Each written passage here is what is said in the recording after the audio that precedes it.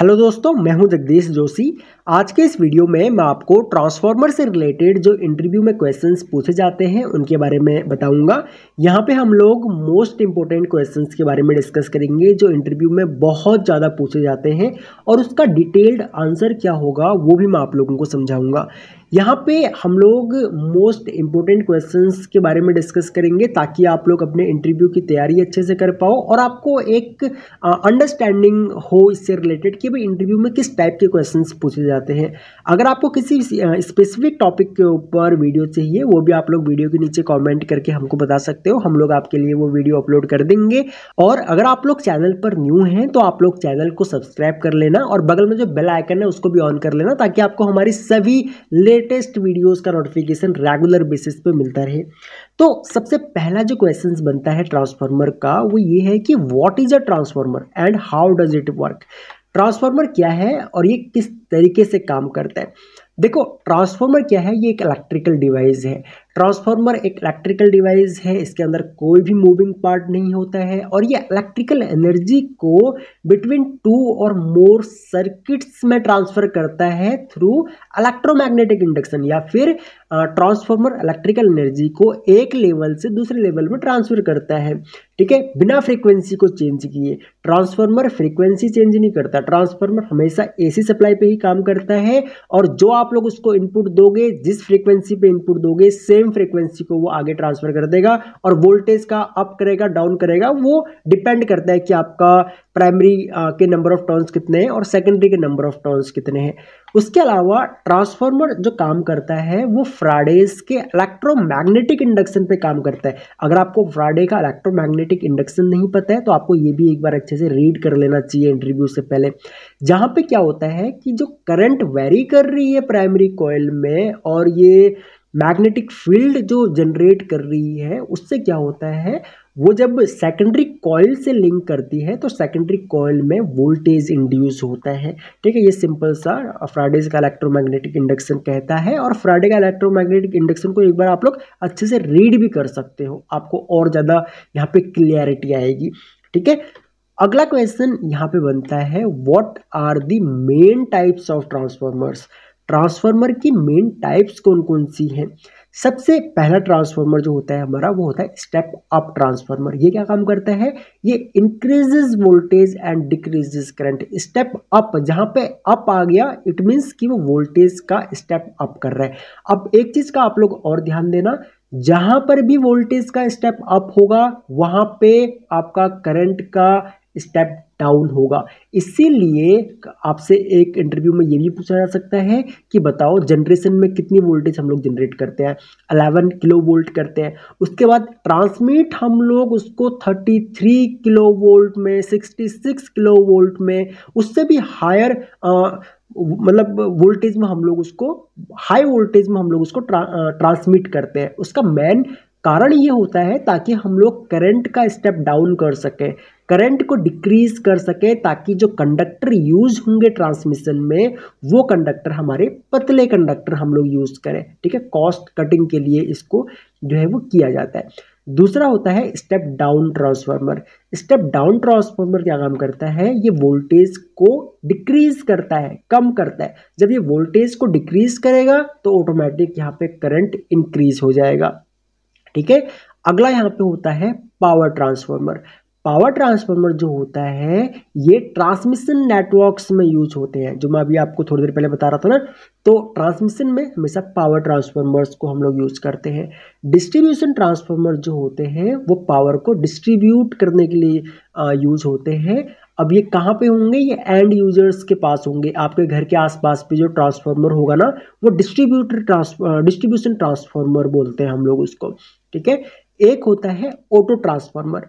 Auto transformer जो होता है वो क्या काम करता है, इसके अंदर एक तो सिंगल वाइंडिंग होती है और ये सिंगल वाइंडिंग प्राइमरी और सेकेंडरी दोनों ही सिंगल वाइंडिंग में बनी हुई होती है। इसको टेपिंग करके बनाया जाता है वाइंडिंग्स को, ठीक है। ऑटो ट्रांसफार्मर हम लोगों के पास भी है एक, मैंने एक शॉर्ट वीडियो भी डाला हुआ है यूट्यूब पे, आप लोग देख सकते हो कि auto transformer by learn replay डालोगे तो आपको वो शॉर्ट वीडियो भी मिल जाएगा। एक होता है इंस्ट्रूमेंट ट्रांसफार्मर। अब इंस्ट्रूमेंट ट्रांसफार्मर क्या होते हैं, ये मतलब आपका एक तो करंट ट्रांसफार्मर होगा जिसको हम लोग करंट को मेजर करने के लिए यूज़ करते हैं। जो नॉर्मल करंट है, मान के चलिए आपका 2 एम्पियर, 3 एम्पियर, 4 एम्पियर, 10 एम्पियर, उसको आप लोग क्लैंप मीटर से मेजर कर सकते हो, ठीक है। बेसिक मल्टीमीटर से भी आप लोग करंट को मेजर कर सकते हो। लेकिन जो हाई करंट होता है, मान के चलो 1000 एम्पियर आ रहा है या फिर 2000 एम्पियर का कहीं पे लोड चल रहा है, उसको आप लोग किसी बेसिक इंस्ट्रूमेंट से यूज़ नहीं कर मतलब मेजर नहीं कर सकते।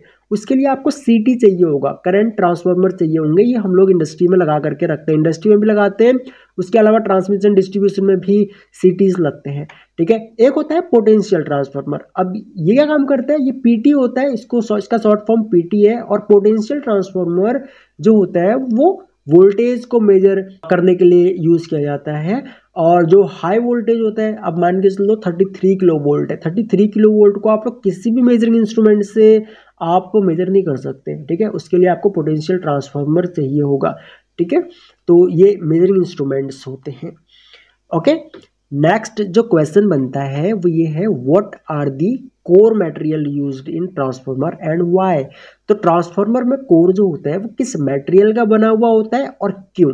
तो देखो, ट्रांसफार्मर के अंदर हम लोग क्या काम करते हैं, वो हाई सिलिकॉन स्टील का जो लैमिनेटेड जो कोर होता है उसको हम लोग यूज करते हैं। और हमेशा ट्रांसफार्मर, अगर एक अच्छी क्वालिटी का ट्रांसफार्मर है, वो हाई ग्रेड सिलिकॉन स्टील का बना हुआ होगा और उसमें बहुत ही थिक लैमिनेटेड जो ये कोर होगी ना, ये लैमिनेट की भी रहती है, लेकिन बहुत ही थिक लैमिनेशन होती है, बहुत ही पतली लेयर होती है।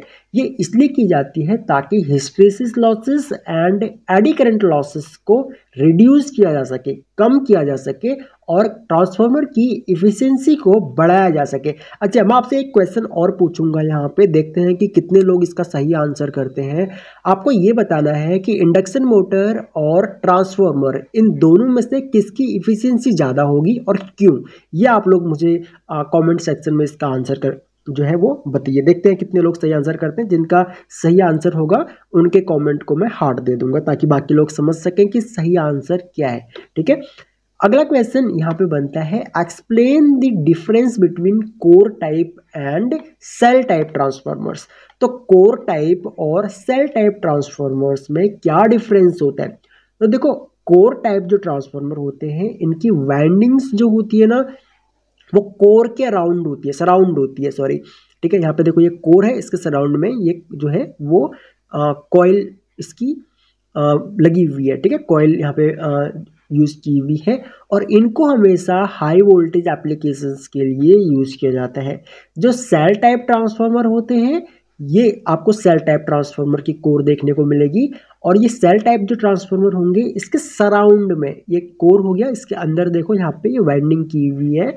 ये इनको कहाँ पे यूज़ किया जाता है, इनको low voltage and compact design, एक तो इनको कॉम्पैक्ट डिजाइन के लिए बनाया हुआ है, ये इसके चारों तरफ कोर है और इसके अंदर वाइंडिंग है।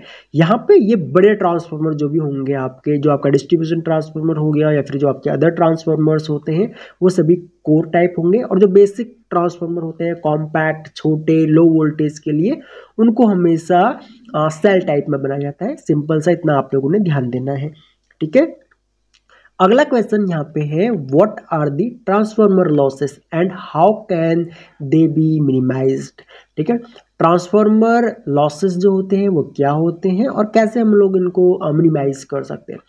तो देखो, पहला जो लॉस है, जो मेन लॉस है ट्रांसफार्मर में, वो होता है कॉपर लॉसेस।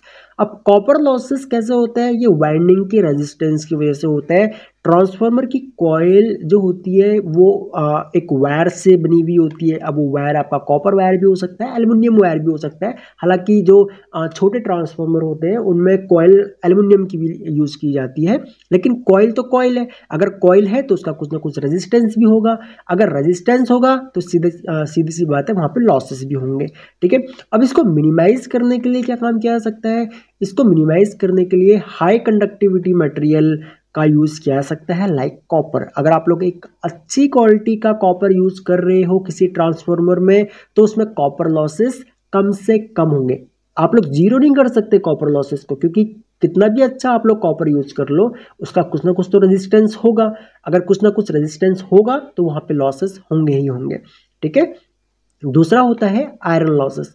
अब आयरन लॉसेस जो है ये आपके hysteresis losses and eddy current losses से मिलकर के बने हुए होते हैं आयरन लॉसेस, और इनको मिनिमाइज किया जा सकता है हाई ग्रेड का सिलिकॉन स्टील और थिनर लैमिनेशंस, पतली लेयर सिलिकॉन स्टील की जो कोर है उनमें पतली लेयर मतलब लैमिनेशन की लगा करके हम लोग जो आयरन लॉसेस है उनको कम कर सकते हैं। एक होता है डाइलेक्ट्रिक लॉसेस। अब ये अकर होते हैं इंसुलेशन की वजह से, और इनको मिनिमाइज किया जा सकता है हाई क्वालिटी के इंसुलेशन मटेरियल्स को यूज करके।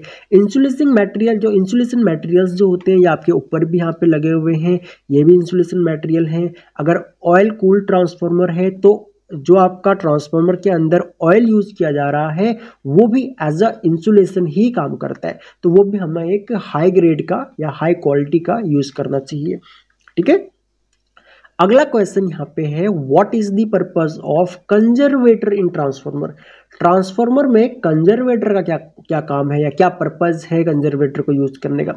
तो देखो, कंजर्वेटर जो होता है वो एक सिलेंड्रिकल टैंक होता है जो ट्रांसफार्मर के ऊपर यहाँ पे माउंट होता है। ठीक है, अब ये क्या काम करता है, ये जब ट्रांसफार्मर की कॉइल हीट होती है, ट्रांसफार्मर के ऊपर लोड पड़ेगा तो कॉइल उसकी हीट होंगी। हीट इसलिए होंगी क्योंकि जो कॉइल है उसका कुछ ना कुछ रेजिस्टेंस है तो वहाँ पे हीट लॉस होंगे, कॉपर लॉसेस होंगे तो जो ट्रांसफार्मर के अंदर ऑयल है, ऑयल भी गर्म होगा। ऑयल गर्म होगा तो वो अपना लेवल चेंज करेगा। मान के चलो इतना अगर ऑयल फिल है तो वो धीरे धीरे बढ़ना स्टार्ट हो जाएगा, और जब वो यहाँ तक बढ़ जाएगा तो फिर वो और ऊपर जाने की कोशिश करेगा। इसलिए यहाँ पे एक पाइप लगा हुआ होता है ट्रांसफार्मर के मेन टैंक से, और यहाँ पे ऊपर एक कंजर्वेटर टैंक लगा हुआ होता है ताकि ट्रांसफार्मर की ऑयल का लेवल जब बढ़े तो वो कंजर्वेटर टैंक में पहुंच जाए। ठीक है, और जैसे ही ट्रांसफार्मर पे लोड कम हो तो कॉइल कम गर्म होंगी, ऑयल थोड़ा सा ठंडा होगा तो वापस से ये ऑयल वापस टैंक में आ जाएगा। ठीक है, तो ये ऑयल एक्सपेंशन को अलाउ करता है। ठीक है, तो ये आपको समझ में आ गया यहाँ पे। तो ये हो गया हम लोगों का कंजर्वेटर टैंक, हम लोगों ने समझ लिया कंजर्वेटर टैंक हम लोग क्यों यूज करते हैं, क्या पर्पज होता है इसका। और अगला क्वेश्चन है यहाँ पे what is the significance of vector groups in transformer. तो वेक्टर ग्रुप्स जो है वो डिनोट करता है phase difference between primary and secondary winding. Primary and secondary winding के बीच का फेज डिफरेंस को डिनोट करता है, एंड ये क्रूशियल होता है ट्रांसफार्मर के पैरेलल ऑपरेशन में। जहाँ पे भी हम लोग पैरेलल ऑपरेशन कर रहे हैं ना ट्रांसफार्मर में, वहाँ पे ये क्रूशियल होता है। दूसरा, ये system stability and load balancing के लिए भी क्रूशियल है।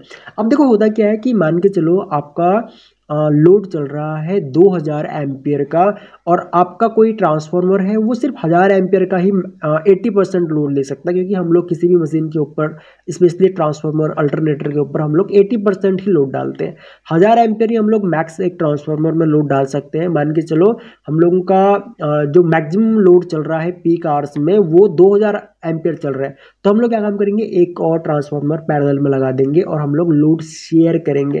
ठीक है, तो यहाँ पे ट्रांसफार्मर हम लोगों ने पैरेलल में लगा दिए, तो parallel transformer operation system stability and load balancing, load को बैलेंस करने के लिए जो है वो वेक्टर ग्रुपिंग या वेक्टर ग्रुप जो है वो काफ़ी इंपॉर्टेंट है। ठीक है, अगला क्वेश्चन है यहाँ पे कि बकॉल्ज रिले क्या होती है और ये किस तरीके से काम करती है। तो देखो बकॉल्ज रिले, यहाँ पे इमेज आपको दिख रही होगी। बकॉल्ज रिले जो होती है ना वो कंजर्वेटर टैंक और मैन टैंक के ठीक बीच में लगी हुई होती है। मैंने आपको पीछे दिखाया था कंजर्वेटर टैंक और मैन टैंक के बीच में एक पाइप लगी हुई है, उसी पाइप में ये बकॉल्ज रिले लगी हुई होती है। इसका इनलेट है और ये आउटलेट है। जब भी ट्रांसफार्मर का ऑयल अपना एरिया चेंज करेगा, यानी कि ट्रांसफार्मर का ऑयल जो है स्पीड से कंजर्वेटर टैंक की तरफ जाएगा, तो वो इसी बकॉल्ज रिले से होता हुआ जाएगा। अब ये बकॉल्ज रिले का काम ये है कि ऑयल कितनी स्पीड से कंजर्वेटर टैंक की तरफ जा रहा है, या ज़्यादा हीट तो नहीं है ऑयल। अगर ऑयल ज़्यादा हीट होगा तो ज़्यादा स्पीड से जो है वो कंजर्वेटर टैंक की तरफ जाएगा, और जब ज़्यादा स्पीड से कंजर्वेटर टैंक की तरफ जाएगा तो इट मीन्स कि ट्रांसफार्मर बहुत ज़्यादा हीट हो चुका है, उसकी कॉइल बहुत ज़्यादा हीट हो चुकी है और कोई फॉल्ट हो सकता है। तो उससे क्या होगा, उससे तुरंत बकॉल्ज रिले का काम करती है, वो आपके ट्रांसफार्मर की जो इनपुट होगी प्राइमरी साइड की या सेकेंडरी साइड की, जो भी आप लोगों ने कंट्रोलिंग कर रखी है, उसको वो तुरंत ऑफ कर देगा। ठीक है, काट देगा। ये रिले को हम लोग एज अ सेफ्टी के लिए हम लोग इसको यूज़ करते हैं। तो ये क्या है, बकॉइल्स रिले एक गैस ऑपरेटेड सेफ्टी डिवाइस है, जैसे कि मैं आपको भी बता रहा था ना। और ये कहाँ पे यूज़ की जाती है, जो ऑयल फील्ड ट्रांसफार्मर्स होते हैं उनमें यूज़ की जाती है। अब सीधी सी बात है, कंजर्वेटर टैंक उसी ट्रांसफार्मर में होगा जो ऑयल फील्ड ट्रांसफार्मर होगा या फिर ऑयल कूलिंग ट्रांसफार्मर होगा, ठीक है। तो ये हो गया।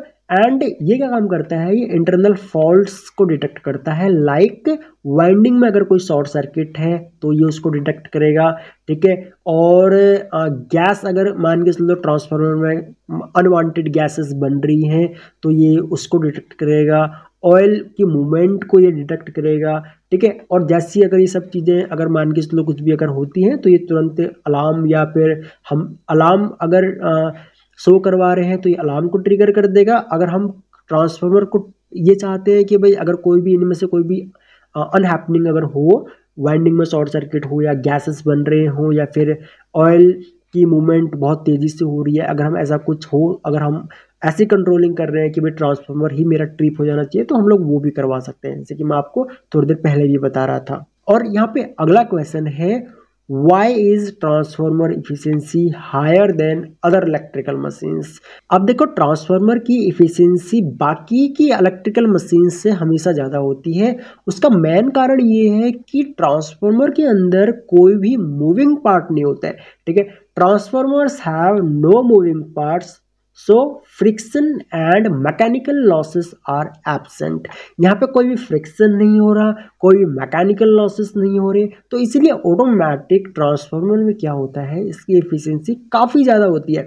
अब इसमें क्या होता है, इसमें प्राइमरी लॉसेस आर इलेक्ट्रिकल, यानी कि आयरन एंड कॉपर लॉसेस जो होते हैं वो इतने ज़्यादा नहीं होते हैं, ठीक है, कि जितने हम लोगों के एक इंडक्शन मोटर में होते हैं, जितने एक अल्टरनेटर के अंदर होते हैं, ठीक है।